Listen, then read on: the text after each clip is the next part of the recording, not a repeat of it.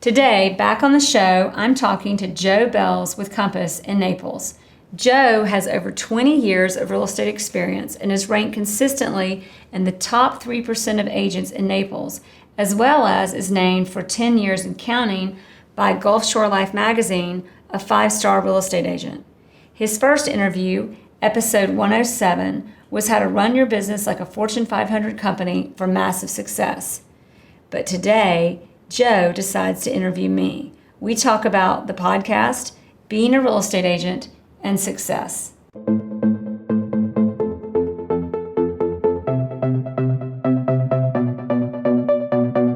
Welcome to the Jere Metcalf podcast, where top real estate agents tell how they do it. I created this podcast because over the years that I've been an agent, from struggling to successful, I found that the one thing, the one foundation that created the mindset, knowledge, and ability to break through to new levels was the camaraderie and sharing of ideas from other generous and successful agents. Those experiences catapulted my career. They gave me the inspiration and idea to further develop those friendships and share what they have had to share with me to make not only more successful careers for each of us, but a stronger community and better respect for our profession at large. All right, everybody, it's the Jere Metcalf podcast where top real estate agents tell how they do it. And today, I'm not really sure how to make this introduction because on the show, or with me today, is Joe Belz, a top agent in Naples, big thinker, awesome guy, former guest, coming back. And Joe has decided that we're going to interview me today, which I thought, you know what, that sounds like fun. But I'm going to see if he'll also let me interview him back a little so we can compare notes and have some fun, which is kind of what we do on this show anyway. That being said, Joe, welcome me to the show. Jere, thank you so much for having me back, and thank you for coming on my show today. We're going to flip the script, and I'm going to interview you. And I think people are going to really get a kick out of learning a little bit about you and your background. And instead of, obviously you've done a phenomenal job, interviewing other agents, and you're a top agent as well. So that'd be kind of fun to ask you some questions and learn a little bit more about you and your background and your business. This is going to be fun. So what's my first question? Okay. So and how thanks long for have you having been me. doing your Thanks for the podcast? idea. I have been doing my podcast for, I don't know, Isaac? Thank goodness Isaac is here. Probably over 2 years? 2.5, yeah. No way. We started in November, remember? So this is going to be episode 130 something? Yeah, 130. So there's 50 how many weeks in a year? 52. I don't even know how many weeks are in a year. 50, I'm so nervous. Anyway, 50. So we've been on like almost a year and 2.5 years. Yeah. That's unbelievable. Wow. Yeah. That's great. Yeah. And so why did you decide to do a podcast originally? Oh, I'm not really sure anymore. It was really, I think, for some reason, it was a calling. Like, it was just one of those things that I felt like that's just something I need to do. And I just couldn't not do it. But some of the things that led up to it were, I think it was an avenue. It was two things. Number one, as an agent, I always loved, now coming into this business, I didn't love real estate agents. I actually thought that we were competitive and it was a cutthroat industry, and agents were just agents and our clients were who we paid attention. I'm embarrassed to admit, but I think it's important. And as I became a really good agent, I became friends with other agents, and I really learned that great agents are great people and have so much to offer. And I just embraced agents in Atlanta, and then I started embracing agents in other markets. And I thought, I see these guys once every 1 or 2 years. From, one of my favorites is Seth O'Byrne with Sotheby's in San Diego. But I'm going to see Seth, in another 1.5 years? So what's a great way to keep learning, keep growing, and harnessing these relationships? And it's interviewing agents on a podcast. On the flip side of that, the other thing was, I've always loved helping people explore, be better than they ever thought they could be, show things in a different way, in a different light. doing this podcast gave me an avenue to also go down that path if I choose to pursue it even further. Right. That's it. That's great. I mean, that's, what a great reason or reasons to do what you do.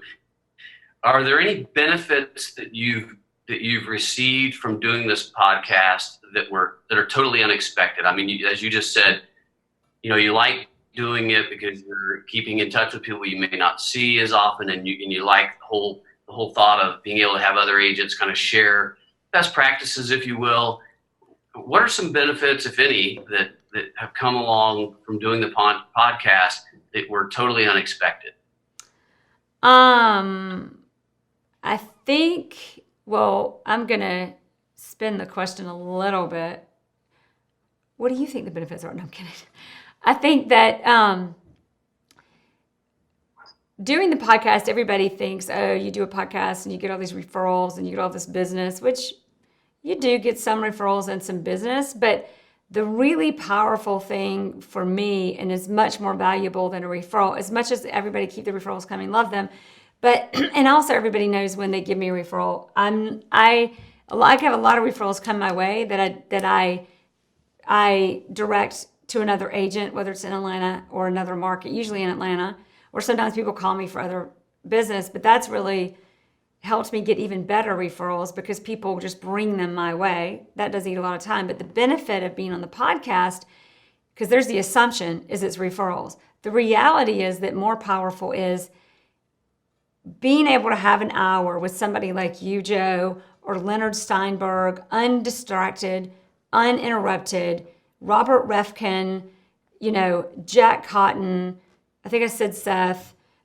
Chris Voss. I mean, really, getting that kind of time, the level it brings you to and the insight that it has given me for my personal business and for my clients it's like beyond the value of, say, a PhD. I mean, it's given me so much clarity about this business and what to do and where to take it from me, and people on my team, how to guide and help them find their path, because I've learned about so many. That's a great answer. And as you were saying that, it made me think of some books I read, like Think and Grow Rich, where the author interviewed all kinds of super successful people, and then the ability, what he learned from that, and then was able to share with, at this point, probably hundreds of millions of people through that book. That makes a ton of sense. And so, congratulations on that. And that's amazing. Well, what I love about it is I have seriously the best broker on the planet, Martha Hayhurst, the best. But, working with brokers, even, and managing brokers, I just feel like I have this whole new world of perspective. I mean, I don't have those years of experience. Well, I have 16 years of experience, everybody, being an agent. But there's just perspective that even when I'm talking to most brokers, it's like, and Martha may be an exception because she is so brilliant, but you just feel like the insight is beyond what I would have ever imagined by having that kind of time with these kinds of agents and people. Yep. Oh, I can imagine. I mean, I think we met when we did our first podcast. It must have been earlier this year. So I had met you probably. Isaac, find out what number that was. Yeah. So so I met you. So I think probably towards the end of last year, and then just the podcast that you've done that I've had the pleasure to watch or listen to. You're right. It's amazing to hear the people that you've interviewed and the insights, and so I can imagine that for you at 100 and some odd, 130 or 40 interviews at this point, the wisdom you've been able to gain from that. So that's amazing. Get to know, thanks for doing it, by the way. Well, you're welcome. Thanks everybody for listening, because we're pretty popular. 107. But we were episode 107, our first interview, where everybody make sure to listen to Joe. Big thinker, this guy.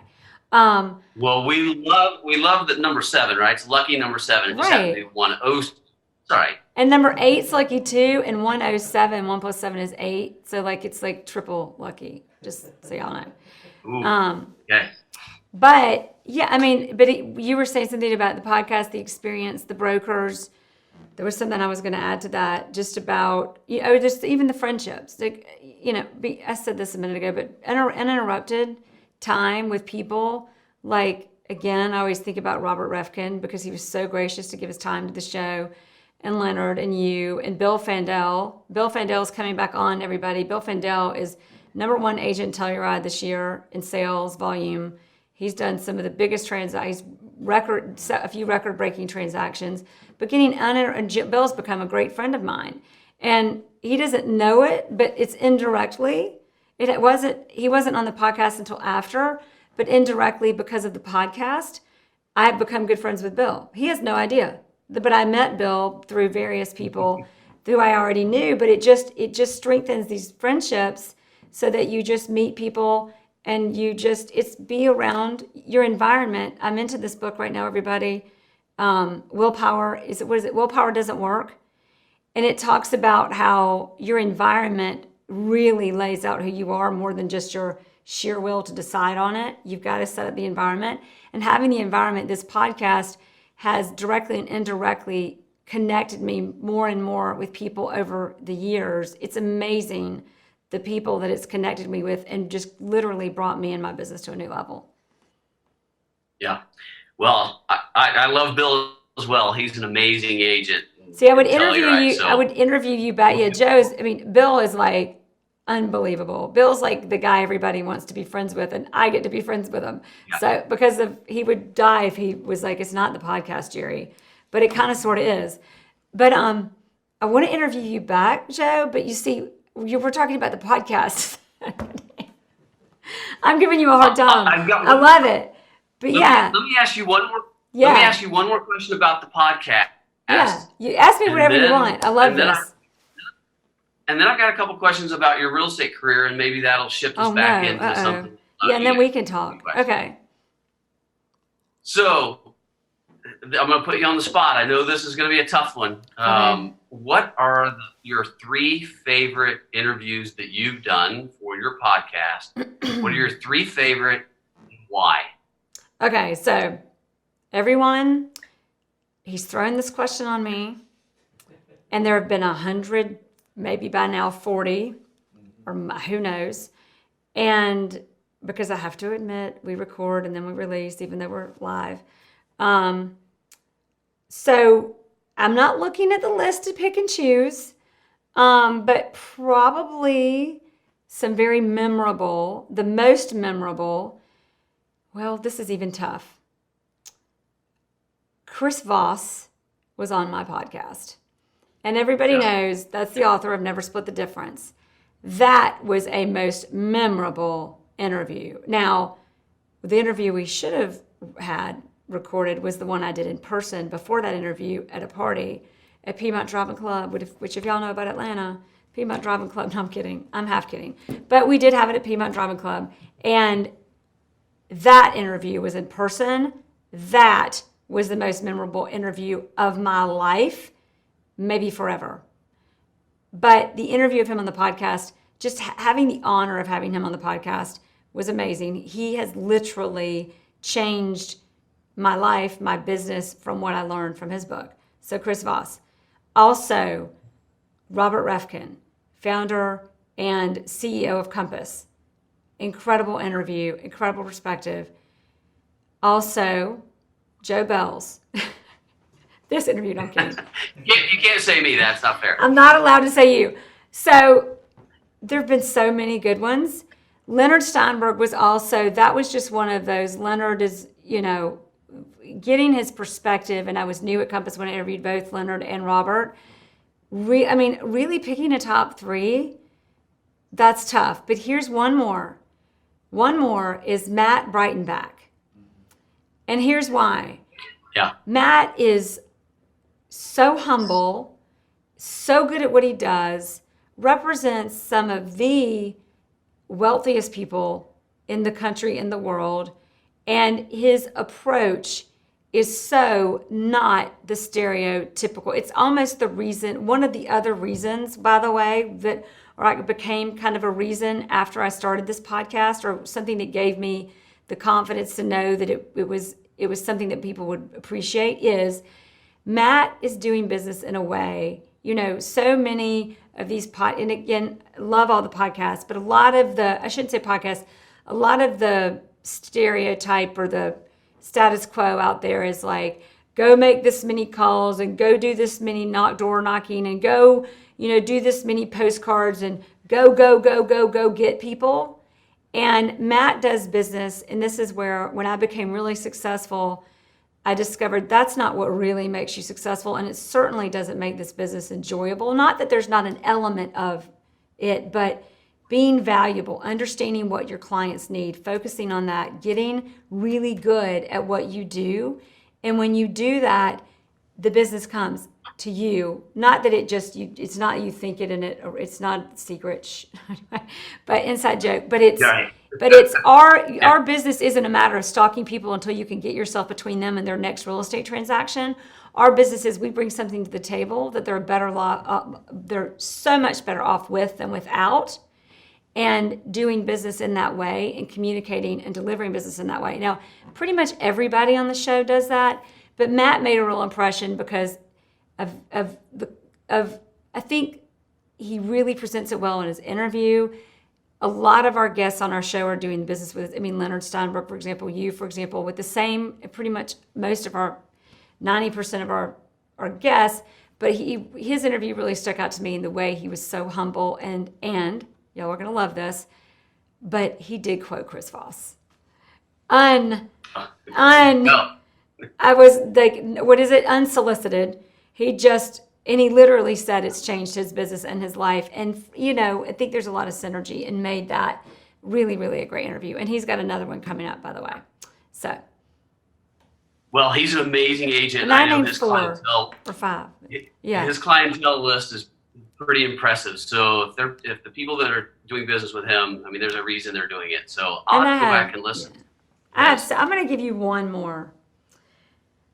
Okay. Bill Fandel. Now we're up to 5, but go right ahead. Well, this is one of my favorite quotes. So Bill Fandel was on an episode, and Bill grew up in the Northeast. Bill came from, moderate, middle class, upper middle class family, kind of grew up like a lot of Americans grew up. And now he's representing, people that buy houses in Telluride. Just to even set foot in Telluride is a big deal for most people. And it's kind of like if you own a billionaire, you own a house in Telluride. Those are his clients. So, and he is such a class act. He's such an amazing person, such a giving person, such a generous and kind person. But one of my favorite quotes in interviews, and I'm going to think of so many more people, y'all, after this interview, but I've got to give you this one, is he was talking about, I think a lot of our business is just focused on price reductions. Well, that's not his business. His business is one where you're selling some of the most expensive properties in the world, and he's breaking records. And he says, when somebody calls you and they ask you for the price of the house, don't stumble around it. Tell them $15 million. They just want to know. Like, so many people stutter and get nervous or think things are overpriced. Not when you're dealing with the buyer of that property. And he gives a great story about when he was working in Martha's Vineyard in this hotel, and they had this suite on the top floor that was, I don't remember the price, but it was really expensive compared to the rest of the already expensive hotel. And somebody calls in and wants to rent it for 2 weeks, and they ask for the rental rate, and he gets the call, and he stumbles over himself because he was so nervous to tell them how much money that was. And it just was really scary, and he kind of felt bad. It just, all that stuff that goes on in people's heads. And the owner of the hotel gets on the phone and goes, Bill, let me tell you something. When somebody calls you and asks you for the price of this hotel and for the suite, whatever the name of it is, I wish I could quote everybody and what the hotel was, but he goes, they're ready to pay you and they're happy to pay you for it. Just tell them how much it is. And that resonated with him for his career, even today. One of my favorites. And I will think of so many more, but Bill's made a big impact on my business and my career as well. Okay, so we had let you Tell go to us 5. wait. That's a question I could ask you. What is give us your 3 favorite interviews. Or you can just give us 1. You may not have listened to 3 yet. That's okay. Other people are listening. Of yours? Yes. Do you have a favorite interview? Probably that episode 111. I mean, 107. 107. Joe Belz, that's a good one. No, you know what? There's a bunch of good ones. I actually, the one that's jumping out at me is because I just listened to it earlier today. Was the second one you did with Steve Halpern. You know what? I thought that was a lot of people's favorite interview.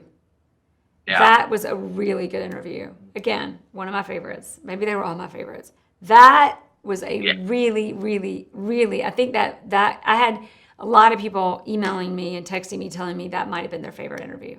Liz Bentley was good too. Liz Bentley was good. It was definitely one of mine. That was definitely one of mine. This interview is pretty fun too because I'm getting to answer questions. I didn't realize I actually enjoyed that. This is going to be the best. Everybody's going to be emailing you after this one and saying, this was the best one you've ever done. I love it. Awesome. So let's shift gears slightly and move away from your podcast. Tell us, I know you mentioned just a few minutes ago, you said you've been in real estate for 16 years, but give us the quick overview of your real estate career, not the podcast. Oh my goodness. So can we find the short version of that story? So I got into real estate, I think I was, I don't want to give away my age. I was in my 20s. And I had grown up in South Georgia, great parents, doctors, professionals. I was going to grow up and get a job that was stable with benefits and get married to a great guy and have a nice, every parent wants their kids to be happy and secure, and that's what mine wanted for me. But apparently I'm wired a little funny. So I go to college, get out. I wasn't even sure I wanted to go to college because I was a horseback rider and I was doing really well and I had clients and I was training horses. But it was explained to me that, no, you're going to college. So fine, I go to college, I get out, I get a job. Miserable, corporate job, miserable. I was like, this corporate stuff makes no sense to me. These rules and these regulations, they're not getting anything done. And I can't figure out who has what job and that whole thing we know. And that was part of my youth. I'm sure I would have a different perspective if I went back today. So I was like, this is not for me. This whole security thing doesn't feel good. It's making me really overweight and really sad. So then I went off, moved to Vegas, rode horses again, did great. My career took off, tons of horses to ride, kids to train, horses to train, selling horses, loving life. And loving, good at that. That was going well. Wasn't loving life completely because I thought, this is fine, but I want something else. I want to, I'm in this world where I'm doing okay because I'm able to do a very expensive sport and actually get paid for it. But I'm in a world where I'm from Moultrie, Georgia, South Georgia, everybody. You don't see, Moultrie is probably the best place you could grow up in, but I hadn't seen this kind of money and this kind of lifestyle ever. I mean, I had kind of popping in horse shows, but now I'm in it in, California. And I'm like, there's a whole nother life out there. And I'm maybe I should try that out. So that would be if they can do it, why not me? Just if somebody can be great at horses, nobody ever thought I'd be that great. I was. So same thing for life in general in this experience. So that kind of was just resonating. And then sorry, all my ear things are pulling for some reason. I'm going to move them. So it gets if you ever think nobody makes people that make it to great places in life, I've got a long way to go still. Don't make mistakes. That's so opposite. I made so many mistakes. So when I was there, I was married to the wrong guy, divorced him. Then business was great, but then I ended up moving out of the country, leaving everything I had. This is a lot, but let's just put it this way, made a lot of mistakes, did a lot of things I shouldn't have done, but there were lessons I needed to learn. So anyway, end up in a situation where I've got no money, a maxed out credit card, and I threw everything I had away, that whole horse career. I mean, I've got nothing, and I'm in my mid-20s, and to me at the time, that was old. So come back, make my way back to the United States. I didn't have a car, didn't have a maxed out credit card, and moved in with my grandmother. Thank goodness I had that, and no car. Figured out how to get a job waiting tables until I had enough money to rent a car and enough money to get my real estate license to become a real estate agent. So not to be too exhaustive, but I kind of had to fail or be lost to be found. And that was where I finally had lost so much that I wasn't afraid of anybody's approval or disapproval, because now it was up to me. Best thing that could have ever happened to me. Pulled my little, bootstraps on, waited tables, got my real estate license. And then when I became a real estate agent, again, huge challenge, huge obstacle. There's a book called The Obstacle is the Way. I haven't read it yet, but it's calling my name because this is the kind of stuff that was the way for me. Got my real estate license, and I remember even and I love you, she knows who she is, best friend, who's still a good friend today, with her $100,000 condo, would not list it with me. Because look at where I was in life. Married, divorced, England, no money, maxed out credit card. There's a lot more to it. I don't want to indulge too much in it because you guys would really think I was nuts. But not just bad decisions is what it comes down to. And it was the best thing that could have ever happened to me, because any connection I had knew the situation. I was not a compelling real estate agent to work with. And any friend I had, even with a $100,000 condo, was not going to hire me as much as she loved me to be her realtor. So what do? Well, you figure out where the difference is between what I have to offer and where the demand and the need are. And for me, it was actually builders. So I figured out by making calls, I would make calls on listings not to try to pitch and win, but to learn. And one of the best things I learned, I was an agent at Keller Williams, was do business to learn, not just for the deal. So I would call on FSBOs and ask them questions, and I start meeting developers and builders, and they need land. And I have learned now that I'm a busy agent, it's kind of like I always quote on this podcast, David and Goliath. David, everybody thought was this, weak little guy, and Goliath is the big scary monster, but the Goliath is the one who's big, and he probably has the disease, and he can't move fast, and he can't see, and he's limited.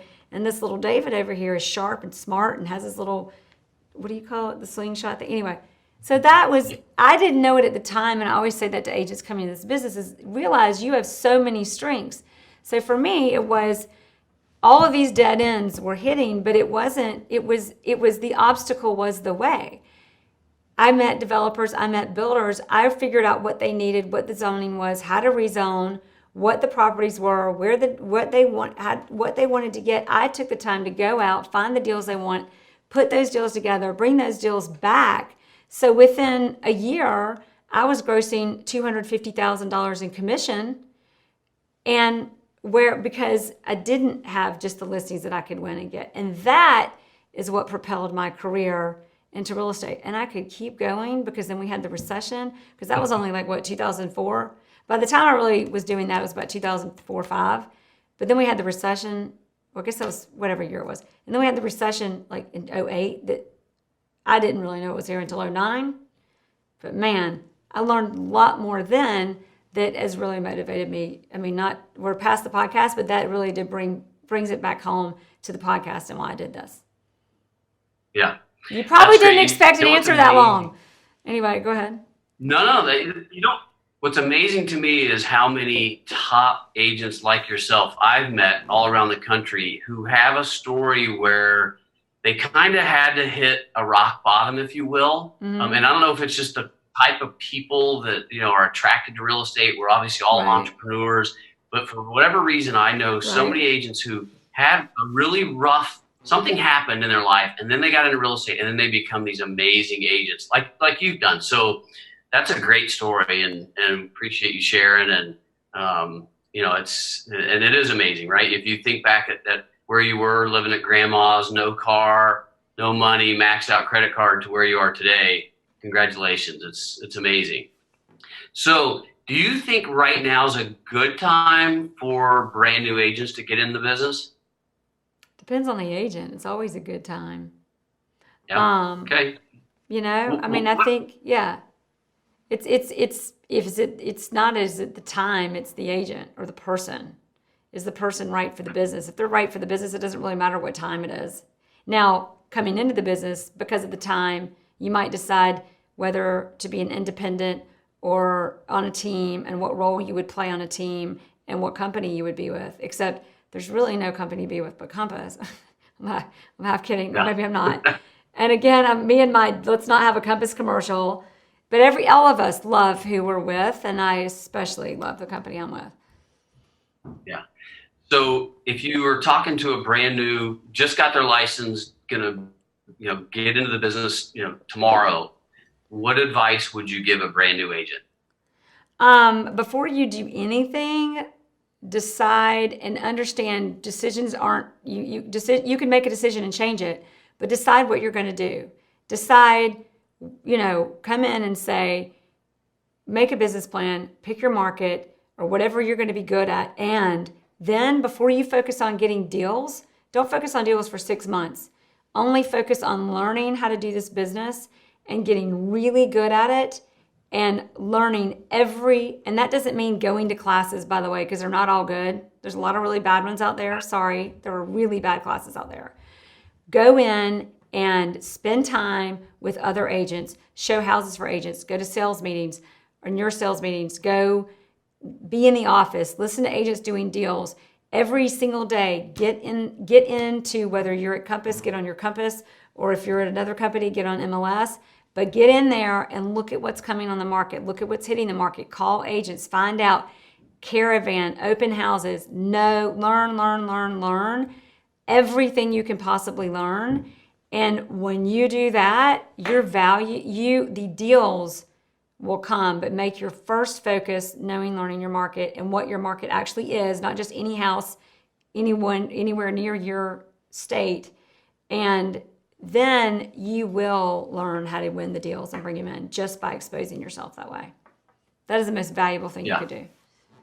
And listen to the Jere Metcalf podcast, of course. Yeah. Subscribe, give us 5-star ratings, testimonials, share it with all your friends. By the way, I never say that. I need to say that every episode, Isaac. Why have we never said that? Right. That too. Watch all 140 or what the number is and rate them all. Yep, great advice. Exactly. So on that, this is just kind of, I just thought about this as you mentioned podcast.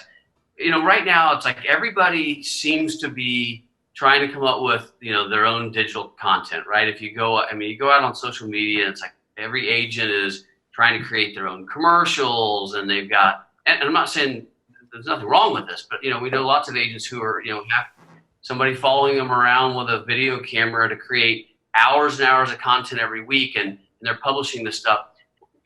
What is your thought on kind of the whole, digital content and, because it seems like we see a lot of this, but to me, it feels like a lot of it is just people are just kind of copying what someone else did elsewhere. Mm-hmm. And so it doesn't seem to be that, anything really that new, but that's just kind of my take. What are your thoughts on the whole digital content and where it's headed?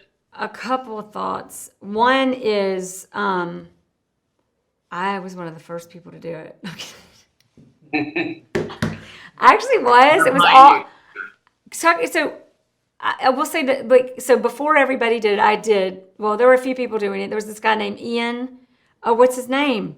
Do you know? Yeah, Isaac wouldn't even know his name. He was in Australia, and he was doing videos of his listings. And Matthew Ferrara. We've got to make sure we find Ian's name and even show some of his videos. They're so good. Matthew Ferrara, I heard him speak about Ian. Ian, what is his name? Anyway, and I was like, that is brilliant. So I did short films for listings. But then when everybody else started doing it, I thought, okay, this is a lot of time that I could be applying in more valuable ways to my clients that I'm now applying to doing short films. So I adjusted and maneuvered and quit. So I think it's cool, but more to your question, I even diverged from it because I want to focus on, and when you're creating content, what is bringing value to your clients? Is being a movie star bringing value to your clients? And maybe it is, because you get followers, you get influence, you get things, and I'm doing that through my podcast to get influence for my business and for my listings. But I think as far as, what do I think about it? I think it depends on what your intention is behind it, the power of intention, and what is it really doing for your business? Yes, but more importantly, be careful with that question. What is it doing for how I can better serve my clients? And in creating that content, is it just cute, or is it actually giving people valuable information, helping, which again, I love about Compass is that what this company is doing for our industry is driving it in a direction that creates so much amazing, it's like so much value for our clients. Let's make sure our content does the same. That's really, great that's what advice. I think. So great advice. What do don't you just think? try to don't try to fill your ego. Make sure you're doing something that's helping your clients. And hey, I got an ego. Obviously, don't deny don't suppress it. If it's there, it's there. But just like cultivate it in a way that's productive. Right. Great stuff. I love it. Are those all my questions? So that's it. So tell me. I'm exhausted by questions. So a few things on that. What do you think of? Because you got in this business because you were in development, and then you got into business through that avenue, which brought huge value and insight and big thinking into your industry. And what do you think when you adding that to it on all of this content, social media? What are your thoughts about that and applying that and how it? And where did that question come from? Yeah. Myself, I don't like to necessarily try and just follow what everybody else is doing, and I don't know what I'm not smart enough to know kind of what's next. Yeah. I don't do a lot of video content like with myself, talking about the market I live in, or even the videos for our listings. I've maybe been in maybe one or two where I was actually in the video myself, but if it's a listing, we're trying to sell the house, not me. Not so you. I don't know. I would love to be smart enough to know kind of what the next thing it was podcast, really, by the way, because I'm kidding. So so we've got videos. All of the content is the thing now, and everybody, I think the important thing that we're talking about is content's great, but the real way to win always comes down to intention. Value is an overused word these days, but value. What's it really bringing to our clients? But another thing is, all that said, video content, like you were saying earlier, what is the next thing? What do you think is the next thing? Boy, I wish I knew.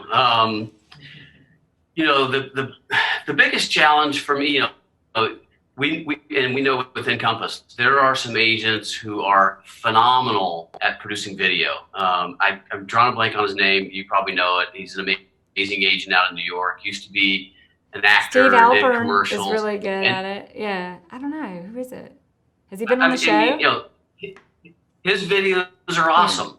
Yeah. Where if I tried to do that, I look like I'm, it doesn't look right. So I think we have too many people trying to create content, and that's not their skill. It's not their strength. It's not mine. So I'm going to continue to focus on delivering value to my clients based on what my strength is, and not try to do something just because everybody else is doing it.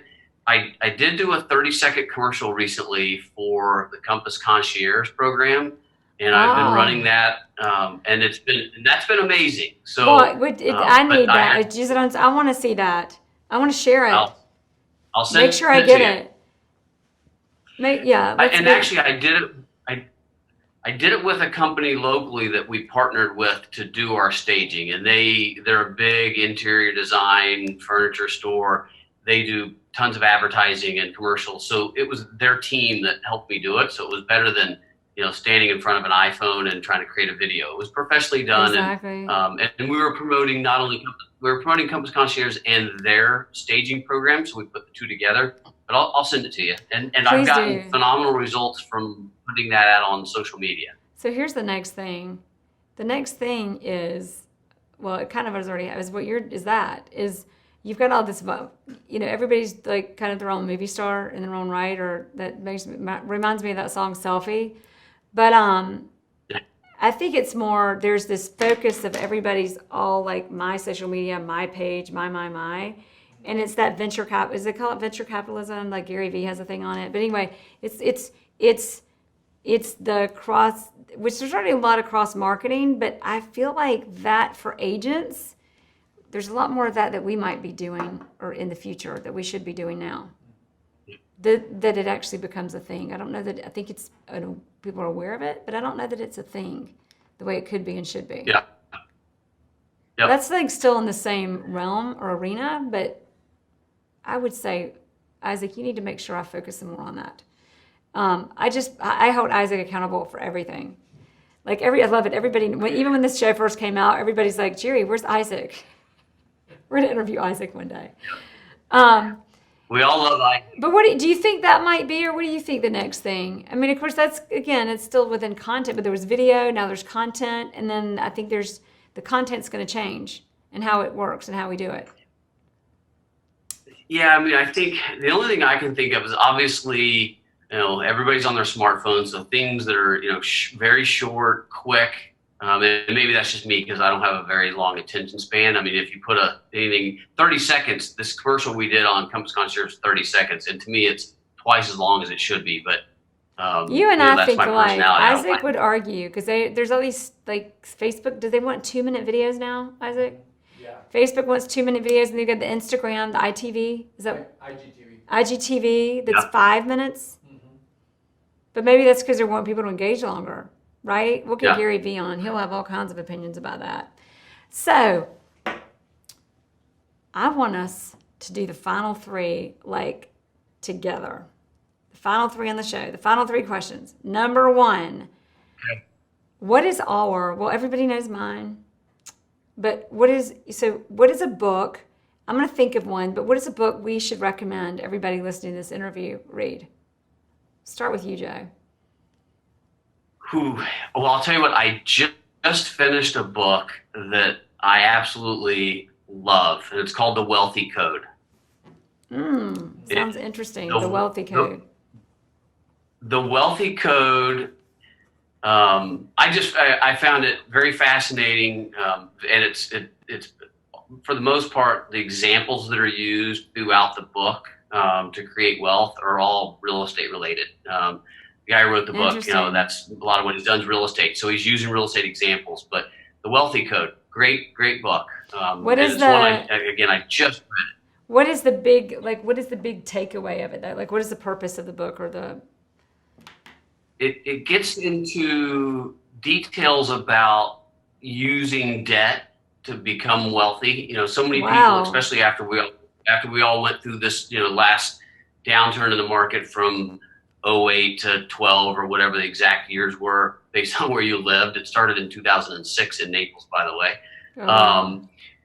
So, I think everybody's at this point, nobody wants debt. Everybody wants to pay things off. And the reality is that, debt is a huge asset if you know how to leverage it and do it properly and manage the risk. And that's a lot about what this book is about. Interesting. I like it. I'm going to read it. So where everybody's trying to pay down their mortgage, this book would say, instead of taking money to pay down your mortgage, take that money and buy another property. Because as you pay down your mortgage, you're just shifting. As you pay down your mortgage, you're just shifting the risk from the bank to you. So take that money and buy another property. Interesting. Okay, so what about this? Because Rich Dad versus Poor Dad says just own the house you live in, even though technically if you don't pay your taxes, the government's still going to get it. But own your home and then leverage out everything else. Like investment properties, leverage those out, get your ROI, whatever, but pay off your personal home. Does it go into that, or is that kind of not even the same? It's the exact same. As a matter of fact, the author of The Wealthy Code, Rich Dad, Poor Dad, that whole concept is what kind of got him started, down the path he's on. And it's the same thing there. Because the home you live in doesn't produce any income, It's like Yeah. it's that one you probably do want to pay down because you're not making it. You don't have income coming in. Yeah. Go out and buy income producing properties and not only make money on the money you put down, but make money on the spread between what you're borrowing. So if you're borrowing today, you can borrow at 4%. You can get 4% loans. Wow, which is insane, if you have a property, by the way. Yeah. if you have a property that's a 7 cap, you're making a 3% spread on the money you borrow plus 7% on the money you put in, which makes your IRR 12, 13, 14%. So it's the same concept, but a little bit more detail in this book than Rich Dad Poor Dad. And who is it? Somebody says, I think it was the Rich Dad Poor Dad says, your home is not an asset. It's a liability because it's not producing income and you're paying for it. Like, even if you own it, you're paying for it. Like, it's not making you money. It's just where you live. So I kind of thought it's interesting. And it scares some people, but I think it's a good thing to just realize, like, yeah, maybe you'll sell it for more later, which you should, and that'd be great. But the point is how you think about your money and where it's going and what returns. And it sounds like the book's about that. Like, kind of shifting stepping back a little bit and looking at what money's going where and how it's truly affected. So does it talk about stocks or any of that fun stuff, or just real estate? Not a whole lot. It's mainly it goes through a couple of different ways that you can. It actually says multiple times, this isn't about real estate. It isn't about this or that. It's all about understanding that it's a finance game.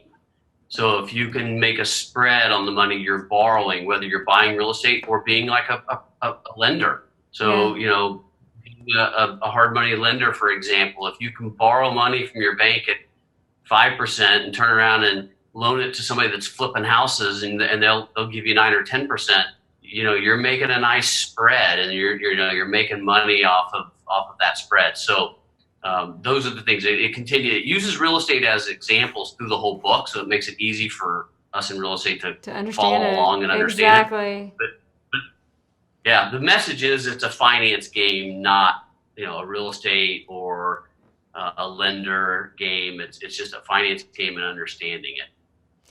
Wow. So everybody knows my book, Never Split the Difference. Seriously. Yeah.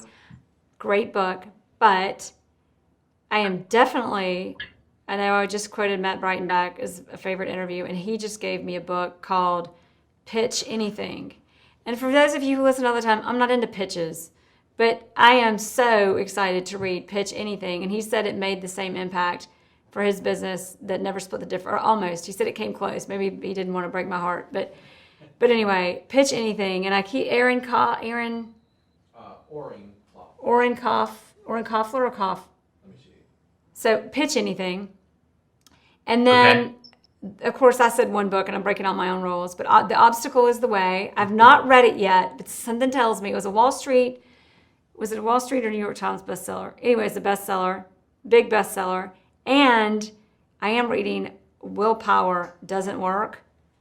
I just love the name, but it has some really interesting concepts just about how to, get to the next level, and things aren't always what they seem, and how you can affect your own behavior. Kind of like the compound effect a little bit, but different. Yeah. So I named 4. Next question, but the Wealthy Code, I can't wait to read that. The next one is tools. Like, what do you feel, other than your cell phone? I mean, we talked about this in the first interview, but just like on the topic of this interview and what we're talking about, or anything at all, what do you feel is a really powerful, or perhaps most powerful tool that you could use for your business, or do use for your business? Yeah, that's a great question. This isn't a tool as far as like a cell phone or some software program that we subscribe to. I mean, the best tool we have is our own attitude and mindset, and we control it. And every day, I mean, I have a morning ritual. Every morning, I have an affirmation. I write it 15 times. As a matter of fact, the other day we were having a sales meeting. We were talking about mindset, and I pulled out this journal and flipped through every page and showed everybody in this meeting. I was like, this is what I do every morning. I write this, this affirmation down 15 times. And so this book was equivalent of writing it every day for, I don't know, whatever it was, a year or two. So your mind, your attitude and your mindset is the number one tool that we all have. We can control it. And you know what? I agree with the title of the book you mentioned, because willpower, if I rely on my own willpower, exactly. You know what? I'm it dead. Runs out. I gotta have, I gotta have people around me that are supportive, and I gotta have accountability, and I gotta have, and all that. Every morning I gotta work on my mindset so I'm positive and I can go do the best job for my clients every day. That's the tool that. Well, and it's kind of the willpower. Willpower doesn't work. It talks about things that people couldn't accomplish, and they tried really hard until they made minor adjustments in their environment from people and influence. And it's kind of like the wealthy code and this guy writing this book, and it's accessible to all of us. He's just thinking a little bit differently. It's not rocket science. He's just seeing and looking at things differently, and being aligned with people like that to perform at that level. Because we all put our pants on one leg at a time. We all have the same number of hours in the day. And IQ doesn't always relate to success. So even that is only so relevant and everything.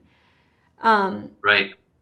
Mindset, though, so true. And mindset is just that. Also, back to your thing, environment helps mindset, and I could go on. For me, what is the tool? Kind of like yours. But it's people, the people that you're around. Choose carefully in the environments that you're in, and some of that might be coming from the book I'm reading right now. Last question.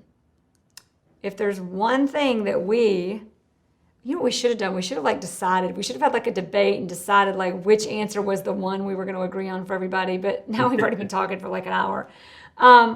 What is the one thing? This one we will agree on, I think, or we'll make ourselves agree on. What is the one thing that everybody should take away from this interview, if there is one thing? That you are great at being interviewed as well as being an Feed that interviewer. ego. Yes. Feed my ego. That is the one thing. If there's one thing to know, my ego's hungry. Feed it. I'm kidding. Thank you. I should just take a compliment, right? So what is the one thing? You're amazing. What is the one thing, though? What is it?